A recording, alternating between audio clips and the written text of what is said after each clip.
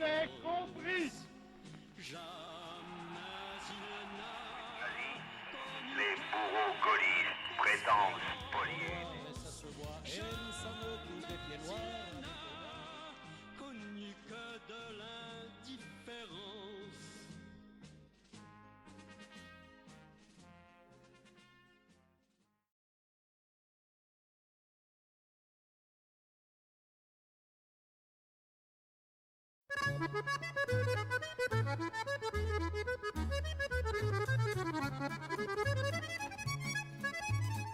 T'as voulu voir Vierzon et on a vu Vierzon.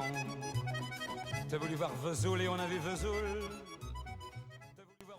Le 14 juin 1830, les forces françaises débarquent sur la plage de Sidi Ferrouche, à environ 25 km d'Alger, la capitale. Ce débarquement est mené tambour battant par le comte Louis de Beaumont, ministre de la guerre et nommé alors commandant en chef de l'expédition en Afrique. La flotte attaque les défenses de la ville en bombardant celle-ci, surtout et en particulier la citadelle de Fort-l'Empereur.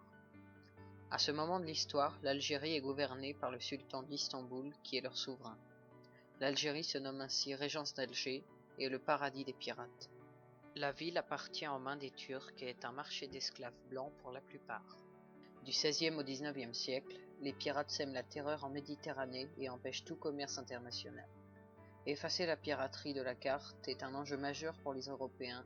Entre le XVIe et le XIXe siècle, les Américains et les Anglais bombardent le port d'Alger pour essayer de le reprendre, mais sans grand résultat. Parmi toutes les populations d'Alger, les Turcs brutaux et violents tiennent le haut du pavé. Ce sont les vrais maîtres d'Alger. Les forces armées turques sont composées de soldats qu'on nomme des janissaires. Les Européens représentent une part non méprisable de la population d'Alger, soit comme esclaves, soit comme renégats. Les Européens se convertissant à l'islam sont considérés comme turcs.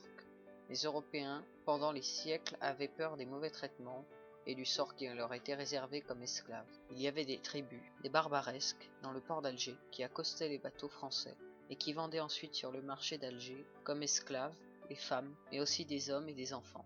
On ne parlait pas de la traite des Noirs, mais bien celle des chrétiens. Les femmes se vendaient très cher, en particulier les blondes aux yeux bleus. Le Dey d'Alger, qui était le gouverneur sultan d'Alger, s'accaparait les plus belles d'entre celles-ci.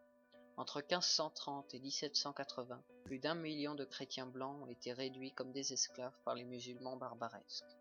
L'esclavage des chrétiens blancs et l'accès à la Méditerranée ont été les principales causes de la motivation pour le débarquement en Algérie. Mais la France utilisera le prétexte du renvoi du consul français d'Alger par le Dey à cause d'une dette importante de blé non payée. Après plusieurs jours de difficiles combats contre les forces turques, et faisant près de 500 morts et 2000 blessés du côté français, le Dey tente de négocier, puis s'incline le 5 juillet 1830 contre la vie sauve pour lui et ses soldats. Il embarquera à bord de la frégate la Jeanne d'Arc en direction de Naples avec ses 55 femmes et tout son trésor. Quant aux troupes turques, elles quittent l'Algérie avec tous leurs biens, mais pour l'Asie mineure et non Naples.